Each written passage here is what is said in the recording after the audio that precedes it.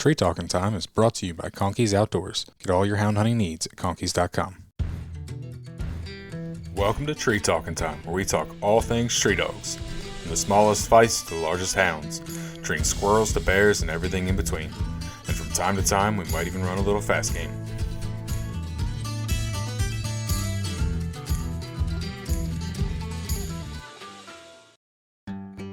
Need reliable housing for your animals?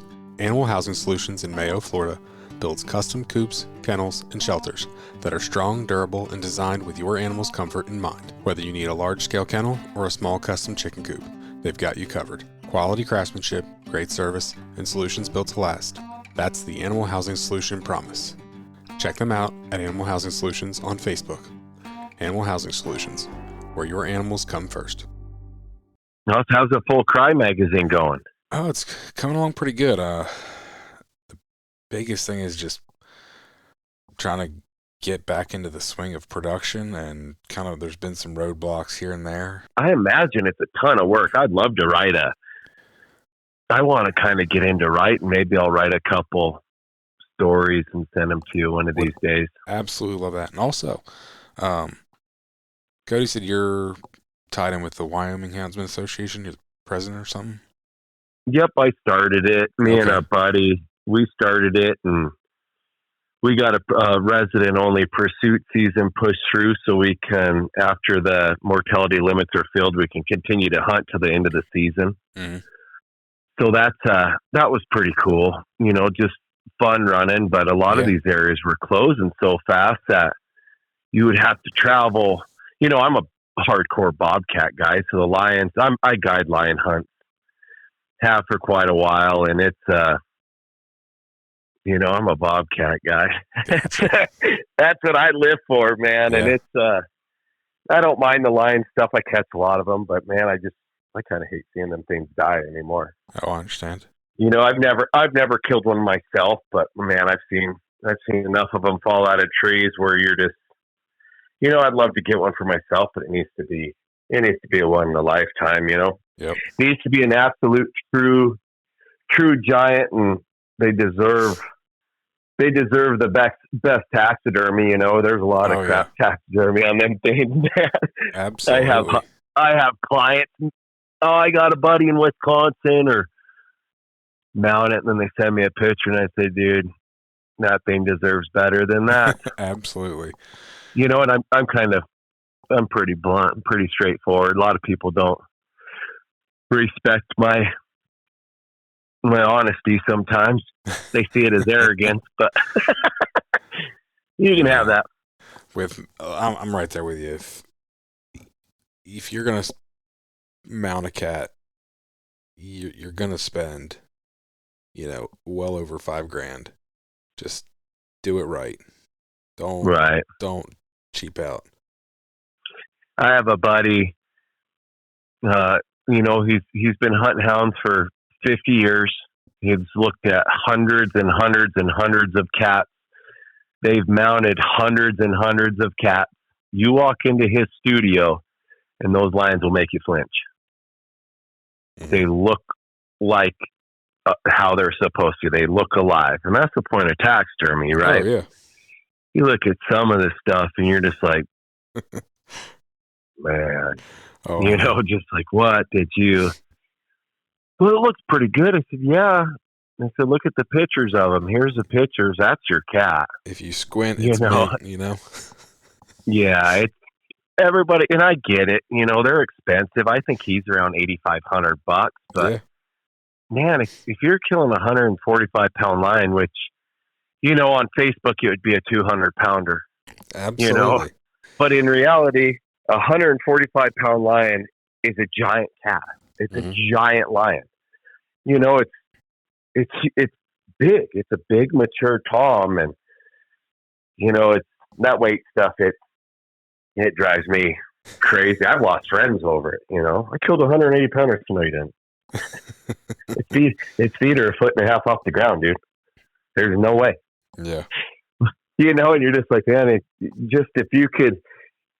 if you understood how many of them things I've packed out because they're huge, just to put them on a scale and just to see 147 or 152, And I was like, those things they're 7-year-old giants. Yeah. Like, man, you can't, I don't know. Their butts don't even come off the ground when they're that big. They're huge, Mm-hmm. But yeah, it's that guidance stuff, man. I loved it. It was when you had really good clients and people hunted hard, but it's kind of changed a little bit. I Sure. just like running dogs, and and the outfitter I work for, we catch every cat. We cut, and we're like, no, we're not killing that one. We're going to find a big tom. You got to show them opportunity. Yeah. That's what it should be about. It's hunting. It's not a killing game, but a lot of people don't want to walk into 4 or 5 cats in 7 days and, not take one. Nope. So, and to them, a mountain lion is a mountain lion. Yeah. A 90-pound female and a 140-pound tom, to them, is almost the same thing. Yeah, right. Well, they look at you have a yearling female that weighs 65 pounds, and they look big. Mm-hmm. They look big. They're just, nobody sees big cats. But, cats have zero fat on them. Mm-hmm. I've skinned so many of them stinky things, and the only fat they carry is that source fat on their belly. You don't see fat on the rump, fat on the, never see that. They're muscle, man, muscle and bone. And, yeah, it's all about their structure. And they're, you get a house cat, the big old fat house cats that weigh 12 pounds, and then it should be weighing 4. Yeah, exactly. 4 or 5. Same with dogs. A lot of guys are like, oh, that dog's 40 pounds. I said, your dog's 60. Your dog's a lot bigger than you think it is. Mm-hmm. You got a 40-pound hound. They look like little whippets. Yeah. But I don't know, that weight game, it doesn't matter. I need to get over it, but it's hard to. I understand. Like, I've been on a mission for the last 15 years on trying to catch a 40-pound bobcat, and I've harvested hundreds of them, and I've never seen a 40-pounder. Caught some 39s, 37s, 36s. I've never seen a 40-pound bobcat, and I've caught some monsters. Yeah, stretched 57 inches. And you're like, what was that? I was like, that was a 38-pound bobcat. Just can't. I've never seen a 40-pounder. Right over that mark. That 40-pound. I can't, man. I caught one off a deer kill, riding in. This was in the snow. Cut a brand new track. Turned out on dogs had it treated in 300 yards, and I was like, man, that's kind of weird. That's pretty easy. Usually they're not that easy. Walk in, their big old belly on him, and we took him, and he was 39 something, 39.2 or something. Okay. Well, just there. Right there. And that we harvested him, walked back, put dogs in the box, and I said, I want to go see where they jumped this thing. It just killed a white-tailed deer. Ate the whole front shoulder off it. Like, that deer was still warm. So he was full. Yeah. And I got him home, weighed him, and then I skinned him, and I weighed the belly contents. A lot of people are like, they can eat 4 pounds of meat. His belly weighed 1.1 pounds. Jeez. And he looked like he swallowed a basketball. He was completely gorged.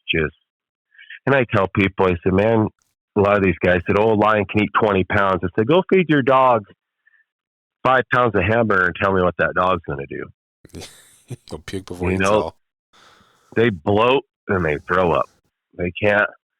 I don't know. I could be wrong, but they don't eat that much. It doesn't take much for them to bloat, but they do eat a lot. They'll gorge themselves, go let sun, and go to the bathroom and go back to it, a few hours later, just lay around it and gorge themselves and try to get that fat storage, Yeah.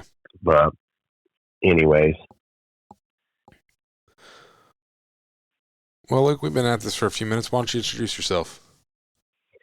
My name is Luke Worthington. I'm president of the Wyoming Houndsman Association, a welder by trade, and do a little line guiding and lots of bobcat hunting with my hounds.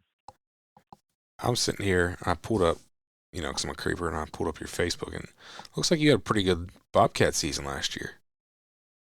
Yeah, I had a pretty good one. It was, I tried to harvest. Last year was my very first season. I actually went 100% tom bobcats to try to, if they're small, I just let them go. Mm-hmm. Because usually the small ones are females or youngsters, and I try to harvest big toms. And this year we did pretty good. I released over 25 of them, and I harvested 14. So it was awesome. It was awesome. Took a lot of country to find that many bobcats. I hunted 5 different mountain ranges and, traveled around quite a bit, put 38,000 miles on a Tacoma last year. So jeez. I'd say you did some traveling. So it's you have, in this country, you got to go quite a ways to find the population of cats. You can find them, but you got to go to where they live, and sometimes it's pretty hard. Mm-hmm. Pretty hard to just get them found, especially them big ones. Yeah. Once they start rutting in February, it becomes a little bit different game. They're a lot easier to catch, but you do a lot more trailing. They're usually covering ground. And our food, like you guys in the East, our food population isn't good. Like, we got hundreds of thousands of acres, right? But there's just not a food supply. There is for cats if you got a rabbit population, but like lion stuff, our ungulate population is really dispersed. Yeah. It takes a lot of ground to hold animals. Just like I worked on a cattle ranch grew up on one and worked on a cattle sheep ranch for 8 years, and we could run one pair per almost 100 acres. Mm-hmm. It's just high desert. This is not much vegetation, but and that's hard on the game too, especially on ungulates. It takes a lot of ground to hold some animals. Oh yeah. So if you're going to cat hunt in Wyoming, you're going to be traveling. Your local mountain ranges are good, but you really want to hunt bobcats, you got to travel a little bit. It seems like. I would say if we had the space and ground like you do out there, like just a wide open, vast, space, and we had lines still over this way, and this is anywhere in Appalachia. I'm not just saying, right here, but anywhere, we would probably have crazy high density by comparison to what you guys do, just because of our density of deer. Yeah. And I'm sure, obviously, if we had a lion population, our deer population would not be what it is. But in general, just because we're greener, we tend to have a higher deer population. Right. Yeah, I don't, then, of course, lions eat deer and stuff, but, they're not just like in the West, it's kind of a war on lions about how many deer they take and all that stuff. But they did a big Wyoming range study, had a bunch of mule deer collared, and every mortality signal them collars gave off, they went in and saw what the cause of death was, right? Mm-hmm. Less than 5% was predators. Oh, wow. That's less than 5%. I would have, guessed definitely higher than that. And that's just not lions. That's coyotes, mm-hmm. grizzly bears, black bears, lions, bobcat, coyotes, and, it's just, there's such an easy target to point a finger at. They eat deer. Heck yeah, they eat deer. That's what it's all cat eat. That's all a lion eats is red meat. Yep. They're not eating vegetation. They're not eating nothing. They're killing turkeys. They're killing grouse. They're killing rabbits. They're killing coyotes. Wyoming did a fantastic lion study down in the Casper Mountain Range, and they had 25 tom lions collared, and they did an age study on what their food source was at certain ages. And once they hit about 4 years old, they didn't kill deer. They went to almost 100% elk. This is an elk mule deer country. Okay. So they, at about 4 years old, they completely switched over to elk.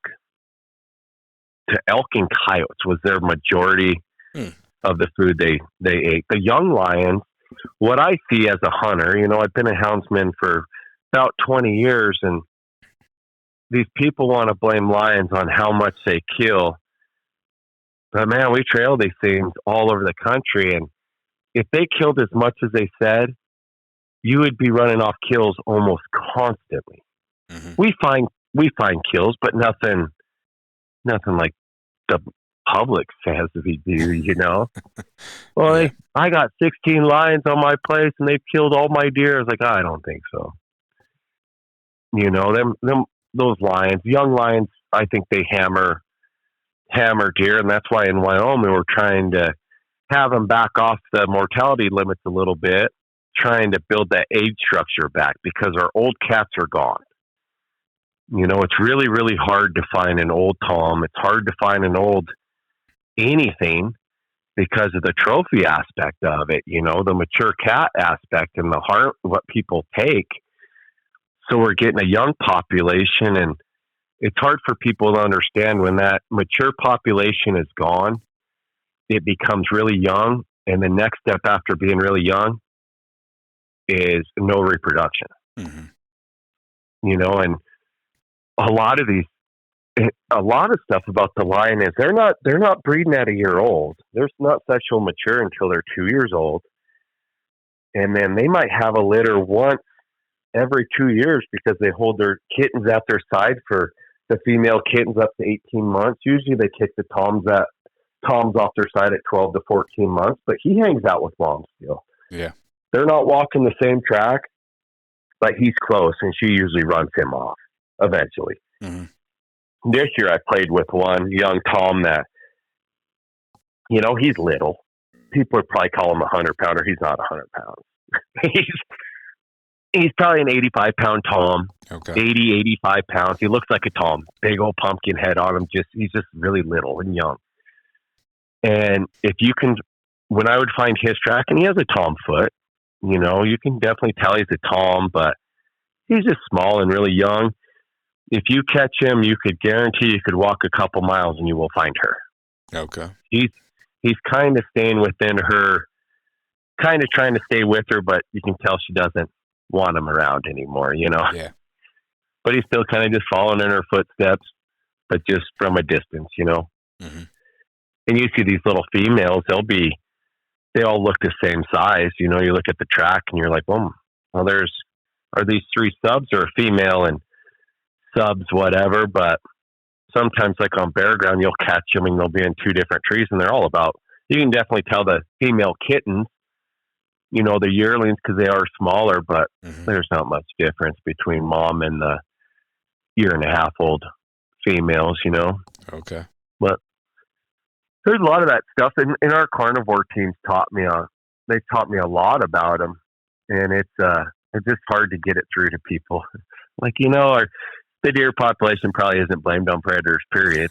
You know, most of it's disease and habitat and stuff like that, and they're not having kittens every year, so their reproductive cycles aren't like a bobcat where they're having a litter every year. They only hold the kittens for 4 or 5 months, and they're on their own. Yeah. You know, it's a lot slower cycle. Same with the bears, you know. And we don't get to run bears with dogs in Wyoming. We lost that in the late 60s and haven't ever seemed to get it back. So I didn't realize that you guys lost it that long ago. It might have been. It's once they got management on them. You know, I don't know too much about it, of course, because I wasn't alive then. But you know, it was. They kind of hammered them. You used to be able to get a bear tag with an elk tag and all that stuff, but the population went really downhill until they really took over management on them again. And it'd be cool to, you know, we've talked about trying to get it, and you know, we just got to make sure all the sportsmen are on the same team, because you don't want to separate sportsmen in the state either. You know, we need everybody on the same page. Yep. And when you get everybody on the same page, stuff usually goes pretty smoothly. You know, you probably saw the bill that came through Wyoming last year about turning bears and mountain lions as predators, like Utah did. We have a sportsman team with a bunch of different associations throughout the state and organizations, and believe it or not, I have the Muley Fanatics. the Wyoming Sheep Foundation, Wyoming Wildlife Federation, they all stood up there and said, no, we're not losing management over our carnivores. So that's awesome. you know, when the sheep guys are there saying, no, let's not wipe the lions out. That's a huge Absolutely. That's a huge deal. And we don't want to ruin that by trying to get the bear hunting. You know, we need everybody on the same page, and if we can get everybody on the same page, we'll figure something out. But we just need to take our time and do it right. You know, it's strategic timing. In our legislation right now, man, they're a bunch of goofballs. It's horrible. It's sickening. But we can't do nothing with this legislation. They're so irrational. It's not even funny. They can't make up their decision on anything to tie their shoes. I don't think. You're talking about the whole country right now. Yeah, man. It's it's weird. And I haven't been in politics. Once we started, me and a friend, we started the Wyoming Houndsman Association, and we became a 501c4. So we can tell people vote yes or vote no. Yeah. You know, we can lobby. We can put 100% of our money into fighting legislation, bills and stuff like that. We're not limited. Mm-hmm. We can't donate to campaigns or nothing like that, but we can tell people like, hey, let's vote for this guy. Let's get these guys out of here. Yeah. You know, and a 501c3 can't do that. They can only educate. Yeah. And, you know, a lot of people don't want to become a C4 because you can't, people don't get a write-off what they donate and stuff. And everybody that's donated to us, they don't care. You know, they're doing it for the purpose and for the cause. That's awesome. They're not worried about a tax write-off, you know? Mm-hmm. So, yeah, I don't know. That was a huge step, I thought. It was hard. Oh, yeah. We filed for that C4 and we got a $5,000 fine from the IRS 2 months later. Why? Because we were incorporated through the state, and because we were going to become a C3, and then I filed this paperwork. I forget what form it is. It's like a 1089 form or something.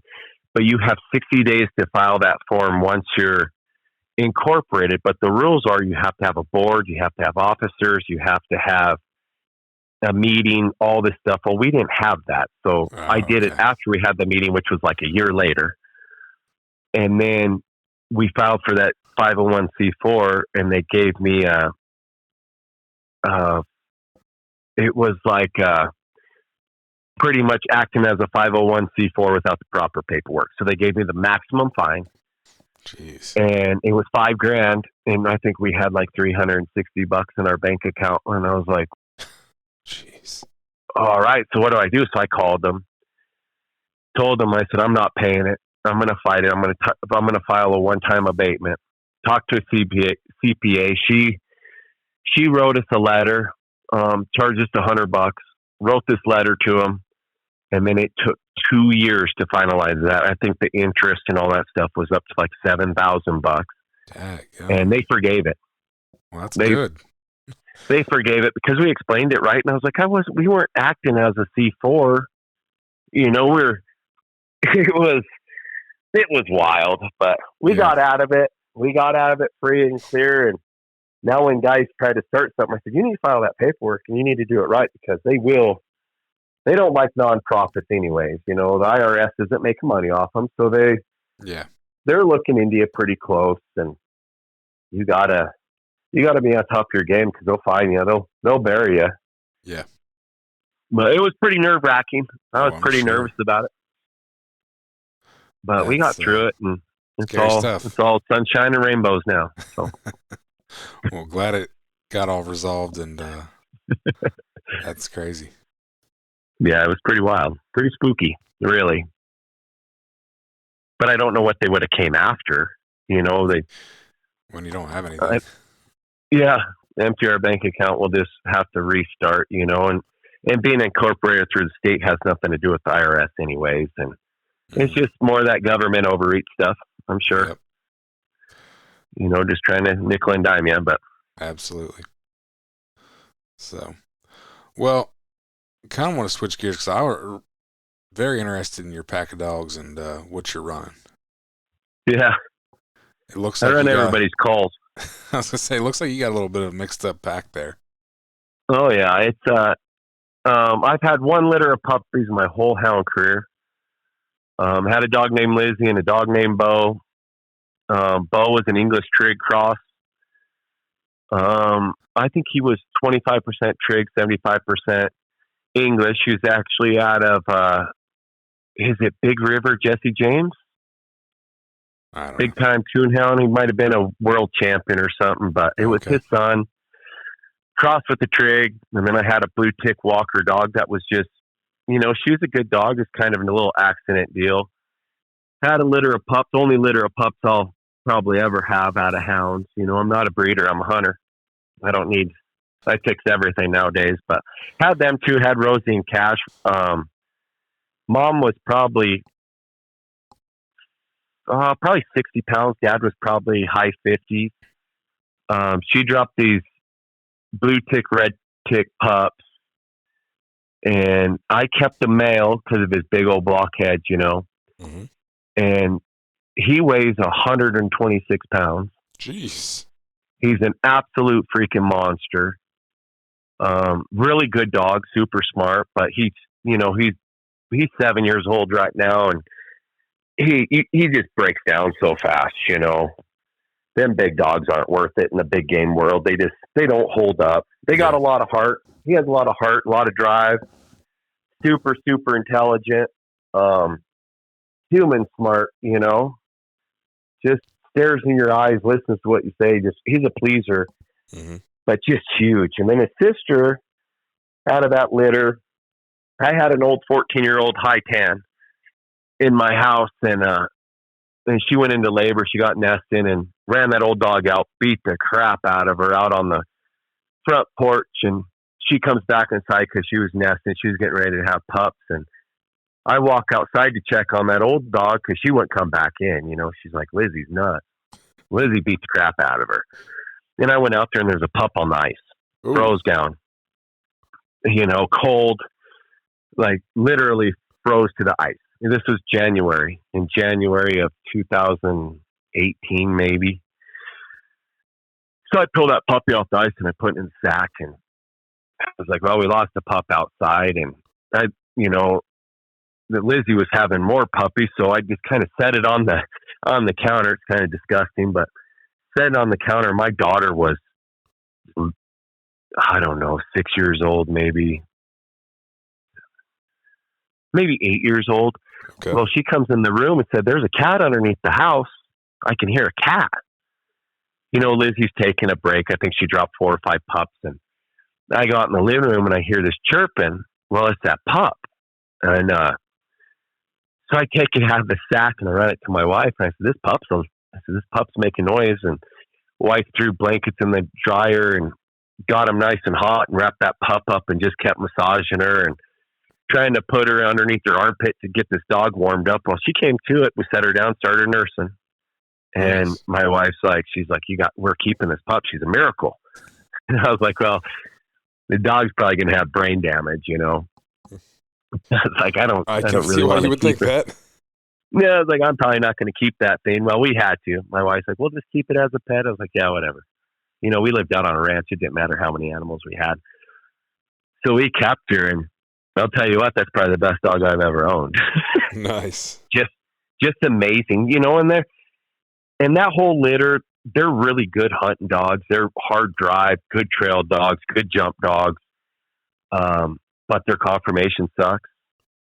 They're not built right. It was just, and in my perspective of breeding, if you're going to breed a dog, that's number one. You need to look at health and conformation, because when their feet are twisted or, they're not built right, little bull-legged, that takes a toll on them, especially when you're doing 15, 20-mile races. You're hunting hard, hunting 100 and something days of winter. And you have a dog without good conformation, they don't hold up. Yep. And I wish some of these people breeding these dogs, just because they're good, doesn't mean they should be bred. Ooh. Man. If they're getting... You're going to hurt some feelings there, but you are 100% I don't care correct. because they know it's true. If you're breeding dogs, it takes a full circle, and that's why I don't do it. Mm-hmm. You know, I've owned some dogs that are just unbelievably good, in my opinion. You know, should you have pups have them? No, she's a nut job. She's crazy. She's mean. You know, she's built like this, whatever. But, you know, that's my opinion. If you're going to breed dogs, their conformation must be right. I'd say number one and number two are tied. That's conformation and smart. Okay. Breeding dumb dogs is a waste of time. I agree. You know, it's just and you see it. And all my dogs come from people usually giving them to me as puppies. I won't take nothing that's not a pup. Okay. You know, I want them as babies, and I pass them to my wife. She raises them as puppies, and I do too. But she teaches them manners in the house. We raise all of our pups in the house, and then when they're mature enough to go with the pack, and it's all on the dog. It could be 4 months or it could be 9 months. Mm-hmm. You know, we put them with the pack, and there's your discipline. You know, you're going to find your pecking order, because in my opinion on these dogs is pack mentality is number one. Okay. If your dogs can't eat in the bowl together, you got a problem in your pack. Somebody doesn't know their place, right? And you see dog fights over food, and I was like, man, that should never happen. I wouldn't deal with it. There's no way I'd put up with that. You know, I can throw them all in a bowl, and you might hear a little bit of growling, you know, butting heads in there, whatever. But man, pack mentality is number one, because when you have a good pack mentality, they know their place. They know, you know, they all split up. I put them in 3 and 3. I keep 3 on one side, 3 on the other. I got 40 by 60 foot run, and 3 on one side, 3 on the other, and then I rotate. You know, I rotate them in so everybody lives with each other eventually. And I don't have problems. I've had problems in the past. Okay. So don't get me wrong on that. but you know, you build that pack mentality, now you have a pack of dogs. Mm-hmm. Conkeys Outdoors is proud to be a sponsor of Tree Talking Time. Family, hunting, tradition is the Conkeys motto. They understand the importance of passing down the tradition of hound hunting. They are a family-owned business that treats you like family. They also understand the importance of having the gear you need when you need it. Conkeys carries everything for your next hunt, and it ships to your door quick. They also offer great warranties on all tracking systems and financing options. Check them out at conkeys.com. You can also use the code TreeTalkingTime5 in all caps to save as well. Because when they can behave together and live together all like that, you go hunting, they're a true pack. They honor each other. They know each other really well. You know, them little babble barks. You know, I got one dog that's her name's Susie. She's a wildest thing I've ever seen in my life. She's out there striking. She'll strike a grasshopper. You know, she'll bark, and there is not one dog that goes to her. And then if she makes a certain bark, you know, when she's on a track, they know it and they're to her, you know? And it's just like, well, even me, it's, you know, I know them really good. And I was like, what was the difference between that bark and this bark, you know? But they know. And I think, but I spend a lot of time with them, you know, like Cody Johnson, you interviewed him. Yeah. He knows me pretty good. He's been around my dogs, and they got a good handle on them, and they're pretty well behaved. They're just a bunch of slobbering hound dogs, you know? He told me your dogs have a handle like a border collie. Yeah, I think it's not that hard to do. It's called spending time with them, you know? Mm-hmm. Spending time with them, hunting them all year is huge. And I try to hunt, like this last week, I went lion hunting a couple times, and, you know, it's just keeping them out and about and spending tons of time with them. And, you know, that handle should be natural, I think. It's pretty easy to put on them. And I'm hearing a lot of stuff about over handling and stuff. I've never seen it. Just like right now, my wife is in here every night when I get home or she's home. Our dogs are inside until we go to bed, and they go back to their kennel. You know, it's just interaction. Mm-hmm. That interaction with animals is huge. Yeah. It's absolutely huge. You know, they need to make sure you're the boss. And when you're only with them 10% of the time, they decide who's boss. You're not the boss no more. That's how I see it. When they're just living together and they're not getting that interaction with you, they're deciding who's the boss. They're going to have a pack leader. I want to be that pack leader. Mm-hmm. You know, and that's my opinion. I'm sure there's people that don't agree with that, but it seems to work. They listen. You know, when we're at a tree and we're done, I said, we're done. Let's go. And they leave. You know, and people are like, man, do they have problems leaving trees? Like, no. I was like, they know who's the boss and who's in charge. And I said, it's a dog thing, whether it's hounds or border collies, livestock dogs, you know, bird dogs. They're all the same. You just got to get that handle and put the time into them, and it works out. It's just part of the process, you know. I definitely want to hear more about your pack, but you said something in there that you kind of just said and then glossed over. You said all your dogs are fixed. Yep. Why is that? I don't have one intact dog. Do you feel that takes anything away from them? No, it makes them better. There's nothing in the world better than a fixed dog. Because when they come out of that box, they're going straight to hunting. The males come out, a fixed male's awesome. You know, their mind's in hunting now. They're not out pooping and peeing on every bush, kicking back, you know, how they have that dominance trait. It's instantly hunting. When we're in the mountains, they go hunting. They're not butt sniffing, hunting with other people's dogs. They're not worried about figuring out dominance. They're there to go hunting. It is, I'll probably never have an intact dog because of that. Okay. I got a Mathis pup out of a Steve Mathis straw pup. Yeah. And I fixed it. Oof. You know, and I told the guy, so I'm going to fix this dog. He goes, why? And I said, because I don't put up with heat cycles. Well, he's a male. I said, exactly. He's in heat 365 days a year. I'm not a breeder, man. I'm not a breeder, and I don't want to be. I don't want to have to leave a dog at home because they're in heat. I want to hunt them. That's what I do. I hunt dogs. I don't breed them. Now, are you ever concerned about not being able to get the same quality dogs? No, I'm not worried about it because this is going to sound crazy. I don't really care what I get. If they're built right, put the time into them and make one. They're probably not going to be world beaters. Mm-hmm. You know, I'm in it to hunt hounds and to raise a hound and see what you can truly do with a dog that nobody knows who it came from. You know, like the guys that I've gotten dogs from, nobody knows them. They don't put up hundreds and hundreds of critters. You know, it's just, you look at a dog and just, man, I'd love to have one of them pups. Here, take one. Man, and I've had some exceptional hounds. You know, and you're just like, man, these things are awesome. Then I talked to the guys with the same dogs at the litter, and I said, what'd you do? I got rid of that stupid thing. I was like, what do you mean? No, it wouldn't even hunt. And I was like, man, mine's a firecracker, you know, mine's awesome.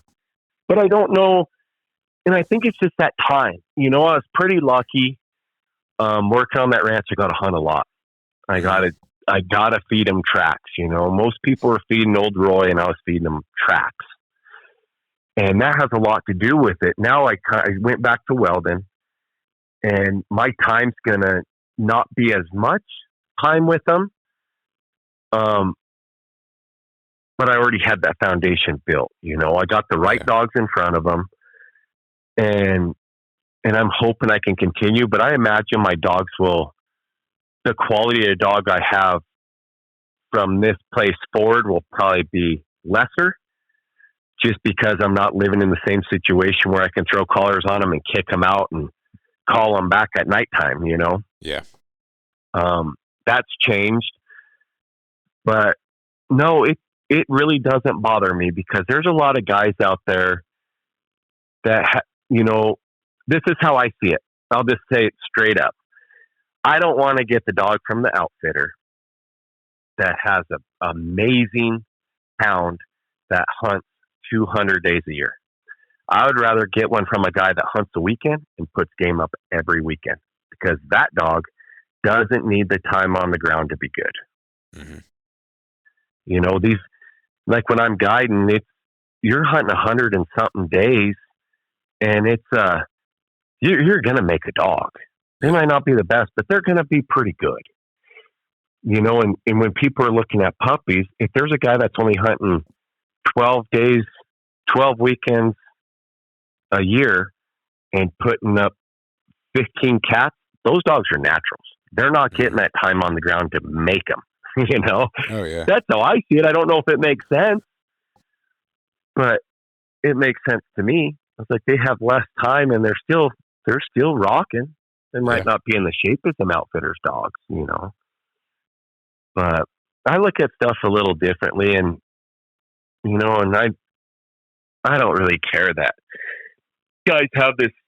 I've never been a bloodline guy, you know. I just don't care. I just want to get a hound and make it and have a good time with them, you know. See what you can do with the dog, and you know, and I think it's the big contributing factor as to what's ahead of them.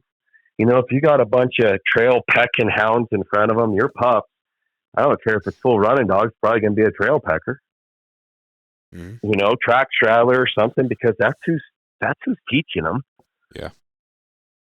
You know, but you start getting different dogs that are a little bit racier and stuff. Your pups underneath them are going to run with them, and they're probably going to be a little bit racier. You know, now I've gone to we call them run and plot.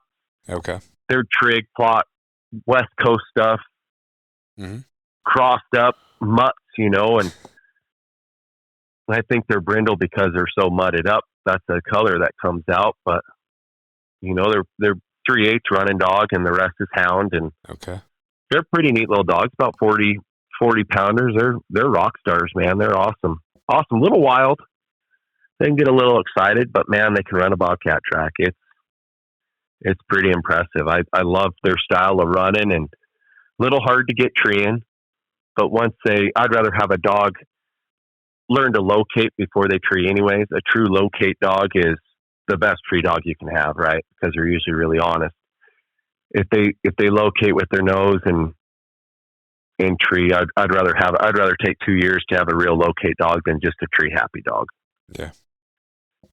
You know, and same with the treeing. I don't like a dog up on the wood. I like everybody back. You know, I have a big plot here that's he's a tree jack and booger, and nothing else I own does it. Everything else is sit back. You know, and I'll pull them back and make them sit back so they can see it. And I said, "This is your place. Sit here. Yeah. This is where I want you. I don't want you guys bumping each other and jumping on each other's backs, because, you know, these guys that have been in it a long time, they know what happens. Oh yeah. It can cause a catastrophe in a heartbeat, and you're not going to be there to stop it." I unfortunately have a friend that had one of those, unfortunately. Yeah, it happens, man. And guys being honest about it, and, you know, you got a bunch of dogs doing triple backflips on top of each other, and somebody gets mad and one goes down, every other dog is going to jump in. Mm-hmm. I promise you. It's just dog mentality, you know. They're a pack animal. That's how it works. You know, heck, I had a dog climb a tree one time, and it was like a big juniper tree. Went up there, and I'm sitting there with a buddy, and that dog fell out. You know, and dog fell out, and it wasn't very high. It was 8-10 feet, but he was right next to that lion. That dog fell out, and the whole pack jumped on that dog. Oh, I'm they sure. thought it was a lion falling out of the tree. Yeah. You know, and I'm like, you know, and they didn't put teeth into it, but they're ready to put some teeth in that cat, you know. Mm-hmm. And it was a dog. It's stuff like that people overlook, you know. And you I don't know, you just got to learn to read dogs and pay attention and see what you like. If the guys like a lot of tree jacking dogs, that's their decision. I don't care. That's your choice, but it's not what I like. I like stuff to sit back and locate with their eyes, locate with their nose, and I don't care if they're 100 feet up the hill looking for that cat. It doesn't bother me. And some guys, they can't handle it. They want them right there, and I was like, that dog's looking in that cat's eyes. This is a place they can see it. That's perfect with me. Yeah. I don't mind it one bit. But I've gotten pretty laxed over the years. It just, I don't get stressed out. Trash races, it doesn't bother me. I just learned to stop, just to really pay attention to the dogs, learn to read them. And when you have a train wreck, you know what to look for, and when they're happening. You're just like, man, this is pretty fast. Like, what are we doing? And then I just gather them up, but I always try to finish the day with a positive note. I don't shock everything and pull them out of the woods and throw them in the truck and go home because I'm all pissy pants, I go and try to find something else and make the day positive, and there's a lot to that, I think. And I think them dogs learn a lot more from finishing the day positive than on a bad note all the time. Yeah. And it's hard to do. Sometimes you can't find another track. It's hard to do. It's hard to do just on a personal standpoint. I know once I get mad, it's hard to turn around and let them dogs out and try to do the right thing and end on that positive note. So I give you a lot of credit. It took time. I was pretty ego driven. I wanted to catch every day. That's all I cared about was catching. And honestly, that's all I cared about. I didn't care about the dogs. And this took me years to realize this. I didn't care about the dogs. I cared about the game. Mm-hmm. Once I stopped caring about the game and started caring about the dogs, catching game was easy. Put that passion into that game, into your dogs, and you'll be successful. Yeah. And it's just like the trash races. I could shrug to a buddy and he's like, what's going on? I said, this ain't good. We need to get dogs cut off, and we need to try to find a track or, get on a high point and see what they're running. Cause I got to feel, you just get that feeling, and I refuse, and I don't go in there shocking stuff. If I get that feeling, I don't correct nobody until I can prove it. Mm-hmm. And that took time, and I talked to guys, and especially with the stimulation now on these collars. I hunted for years without collars, man. That's not fun. It's not fun. Yeah. It's stressful.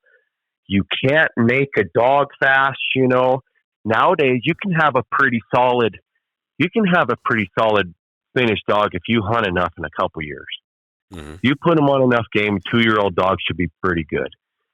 Back in the days before that stuff, no way. You could not break them because you couldn't find them, number one. Number two, you couldn't tell what they were doing. Their barks could be the same on a cat as it could be on a coyote.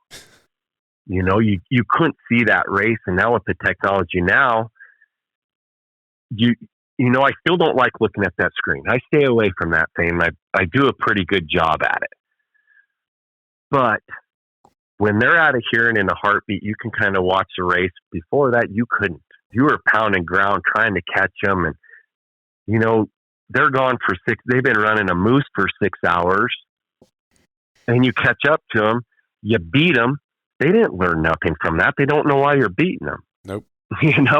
They completely forgot about it.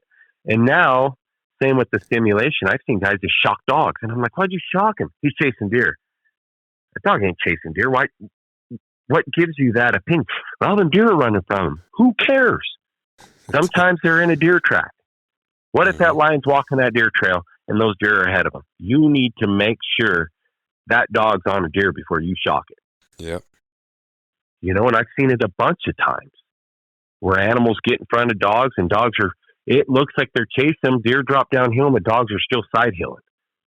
And you're like, ooh, I thought they were chasing them deer, and they weren't. Mm-hmm. And you're like, that could have been. And I think there's a lot of guys out there at the GPS is correcting dogs way before they should be correcting them. 100%. You know, you need to prove it before you deliver it. You know, and it's hard to do. You know, it causes some anxiety sometimes. Oh, yeah. Them dogs are checking out and everybody's screaming. You're going, that went from a really cold track to a freaking hot race, man. What happened? You know, back in the day when that happened, you were following them. It better be a kill or you got a problem. It was either a kill or a bushy tail, you know. You're like, why did we go from a day-old track to an instant jump race? Something's wrong. Yeah. Something's wrong. Something's not right, you know. But it's hard. It took me years just to calm down, and you know, I can still kind of get a little egotistical once in a while.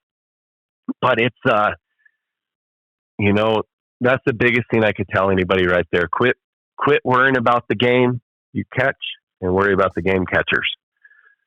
I like that. You know, because once you take your mind off catching game and put that amount of want and will into that pack of hounds, catching game will be easy. Mm-hmm. Trust your dogs until they tell you not to trust them. You know, they'll make an idiot out of you. You know, I had a great year this year, and I went up to a place I hunt all the time, turn dogs out, you know, off the rig, dump dogs, and old dogs are trailing great. Young dogs are up there, and they're going up this rim, right at the bottom of the rim. I said, this is catty as heck. Well, the young dogs turn downhill. Not the young. They're 4, 3, and 2 now. But they turn straight to me, and I floor my truck, shut it off, run up the road, and look at the corner, and here comes a coyote shooting across the road, and about, I don't know, 25 yards behind him, bam, bam, bam, all 3 of them young dogs. And I'm like, oh. You know, I zapped them, grabbed them, threw them in the dog box, and they knew it. You know, you shock one, they all quit. That's a pretty tall tale sign, you know. So I threw them all in the dog box, and old dogs are still up there trailing while they're heading north. Coyote was going south, but it's also March, you know, and them coyotes are breeding. Them coyotes will ruin a race during breeding season. Mm-hmm. They'll come in pretty ornery, but old dogs went out and they crossed another road, and there was no snow, so I couldn't see the track, but old dogs crossed the road, and they kind of had a loss to turn the young dogs in. They went about another mile, still kind of not speedy. They went up and hit a rim, caught a line. Nice. And I was like, see you young dorks. And I was able, and that's what I'm trying to say is I had that negative experience running that coyote with them 3 young dogs. And then the old dogs were solid enough. I had a couple, them young dogs pulled them old ones to them, but the old dogs knew better and went back and stayed on the track. And then when the old dogs crossed that road, I was able to put them pups in and finish on a positive experience. Yeah. You know, and I was like, this is what we're doing. Not that. He's going just like, what are we doing? What are we doing? But just, I have a buddy I hunt with quite a bit, and he's the same way as me. We have a mess. We don't care. Get everybody gathered up and go find another one, you know, or go try to restart the one you had to screw up on, you know. Yep. Go box it in or cut a couple roads or whatever. Try to get him back on it, but it's hard to do. I wish, you know, it took me a long time to learn just not to worry about it as much. Don't put that pressure on them dogs, you know. Well, I like it. Definitely. It's not the usual message that you hear on a podcast. It's probably not going to be very popular, but I really don't care. No, but I really like it. That's for sure. So it is. It's hard. It's so hard just to come out with a positive attitude, because even when I was young, man, they would screw up and I'd get so freaking mad. You know, I've never been a hard-handed handler at all. I don't beat on dogs. There's no point in it. Mm-hmm. You know, usually by the time you need to lay a hand on them, it's too late anyways. But it's just, I used to get PO'd all the time, and guess what? It took me a long time to make a hound. You know, I was taking a lot of opportunity away from them because I was getting upset and getting frustrated and stuff like that when I didn't need to be. A lot of, it takes time to make a dog, and there's a lot of guys nowadays that are in it for instant gratification. They want to get a puppy in August and they want to be catching lions in November, and it's not going to happen. It can, maybe. I've had a couple early starters, but a lot of the dogs I have now, that first year is a joke. Yeah. They'll get in there and they're usually a little trashy, and I've never been the guy that says, let your dogs chase deer. Oh, you got to let them run stuff. No, you don't. Why would you let them start a bad habit? Why would you let them get into a habit that you don't want them to have? Like the chasing deer thing? No. If I had a puppy chase a deer, it got disciplined. One way or another. We're not chasing deer. That's not the game. We don't play that game. Because I let you chase 50 deer. We go in the mountains on a cat track and you see deer. Now you want to run deer. Now all of a sudden I'm going to shock you? Confuse the hell out of a dog. They're like, you've let me do this 50 times and now you're yelling at me? I'm going to sit in the dog box and I'm not hunting no more. Absolutely. What am I supposed to do? So I've never let it happen. I've never let them chase ungulates. Trash. Trash is trash. I don't care if they're 6 weeks old or 6 years old. It's trash. They need to be focused in the right direction. Mm-hmm. And you hear that all the time. Oh, let them run that deer. At least they're trailing. No, not really. That's not good. Why are you giving them why are you teaching them bad habits when you're going to be breaking it in 3 months? Never let it get started. Just like a kid. They're just like kids. You let kids get away with everything, and then when they're 15, you want to discipline them. Yeah. That ain't going to work out very good. Nope. No. I get it to a point of you want to develop a dog's ability and let the dog, but at the same point, I'm right there with you. I'm like, let's develop ability on the right game, not just any game. That's, if you want a dog to be honest, I've never been a drag guy. I've done them a little bit. I field trialed quite a bit I field trialed for a long time. I love field trials. But it was, if you're that desperate to have that dog show ability, go run a drag. Do something. Catch a cage coon, let it go. Take your cage home. Take your pup for a walk. Have him hit that track on his own. Don't dump live stuff in front of him. Make the dog earn it. Make the dog use that nose. Guys call me about training a pup because how would you do it with coons? And I said, I'd trap one. Go somewhere, release it, get your trap, take it somewhere else, go get your pup, and walk your pup into that scent. Yeah. Don't drop them on it. Don't box dump them. I said, walk them in there, let them strike it, let them figure it out, and when they go, they go. I said, that early amping up, I said, I've done it. I've done a bunch of it. It never made a dog better. Mm-hmm. Never made him start earlier. It's just that nose is what's going to make them start earlier. When they learn to use that thing and strike the right game, now you're going to have a good starting dog. You know what to look for. It's that's what I think, anyways. I'm probably wrong, but it's worked out for me pretty good. You're definitely not. I've really enjoyed picking your brain and hearing your insight. I think you've got a lot of you have a great insight on how to train a dog and what it takes to make dogs. That's for sure. Oh, that's what it's all about for me, man. It's just like I said, I won't take a dog unless it's a puppy, and I have nothing against it, but the gratification you get off of holding that puppy in your one arm, cuddling with him, spending time wrestling with him, whatever you do, and watch him mature as a dog, that's what it's about. That's what it's about for me. I know it's not like that for everybody. A lot of guys are in it to catch game. I'm in it to watch some dogs develop. And same with selling them. I've never sold a dog. I have given some away. I've given dogs away because they didn't fit in my pack. Okay. And that's another thing I tell people. I said, never allow one dog to ruin an entire pack of hounds. I said, I don't care if you think it's the best thing ever. If you have a developed pack, you bring in one knucklehead and he's causing problems. I said, get rid of it. And I've transferred, we've had dogs that didn't fit in a pack. And this is like 1-year-old dogs, and they develop some face barking habit or something. Everybody says don't give your problems to somebody else. I've given all my problems to somebody else. And I'll tell you what, they've made a better dog than I made of that thing. There's a young kid in South Dakota that we gave him 2 hounds that were knuckleheads, couldn't deal with them. And that kid made an exceptional pack of dogs out of him because he put that time into him.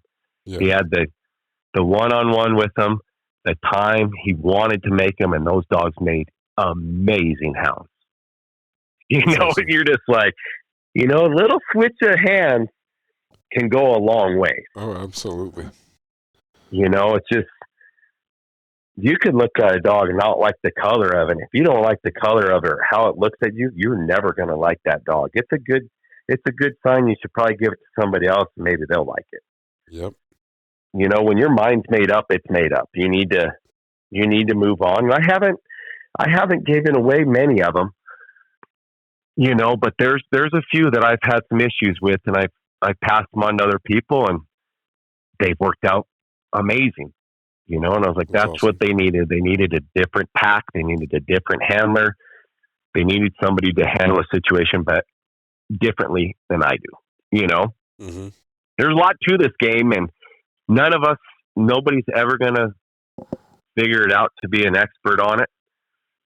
And nobody's going to have the dogs, the bloodline of dog to every single one of them is going to be a rock star. It's all just trial and error, right? Yep.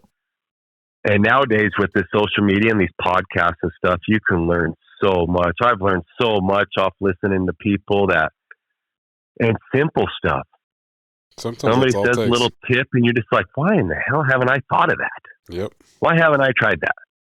And you try it and you're like, pretty legit.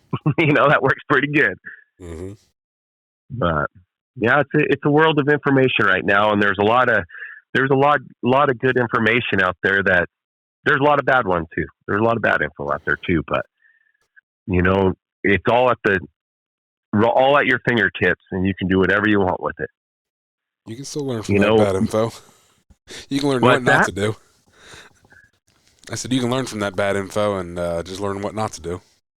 Oh, man, I'll tell you. I've made so many mistakes. I've ruined dogs to the point where, when I first started, I started with black and tans. And, man, I thought them black and tans hung the moon, And next pack was 100 times better. And I was like, man, these things are... And then the next pack is better. And then you're like... Then you hunt with somebody and you're just like, how did they do that? Them dogs are freaking good. Mm-hmm. It's like, maybe I'm not, it takes some time to really see what you got and to be around other people and see what they have. Cause there's some guys out there that nobody knows that has a world beater pack of dogs. Oh, I'm sure. And there are some guys even in Wyoming that hunt hard a lot. I got guys right now with that pursuit deal. There's a guy he's caught a lion every week, and it's been 95 degrees. Jeez. And we are in a severe drought, man, and that guy's out there catching lions once a week. That's amazing. Yeah, it is. And you're just like, it's like, man, there's guys that nobody will ever know that out there that has a pack of dogs. It's just unreal. And it seems like we're in a world now where everybody wants to have the best, and I'm telling you now, nobody's going to own the best pack of dogs. No. So you might as well just make the best of it and get the pack that you like, get the dogs you like, and the dogs who make you happy to hunt. And that's what you need to do. Stop worrying about what everybody else is doing. Worry about yourself and worry about your own dogs. And it is super pleasurable, relaxing. You take all the stress out of it. It's a good time, man. That's awesome.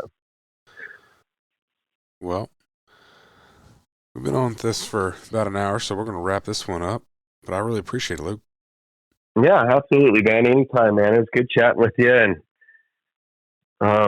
keep in touch, and good luck with Full Cry. Thank you. I really appreciate it. We definitely need a column from the Wyoming Houndsman Association. So, what? Say that again? I said we definitely need a column from the Wyoming Houndsman Association. Yeah, it'd be. I've always I've kind of wanted to write some stories, and just little trips with kids or clients or something. And it would be. I'd like to try that one of these days. Maybe I'll send you over something for you to spend a week and a half editing my mistakes. But nah, it's not that bad, I'm sure. So, all right, Ben. Well, thank you, man. I appreciate it. Absolutely. You can find me on Facebook and Instagram at Tree Talking Media. And until next time, keep them talking in the timber.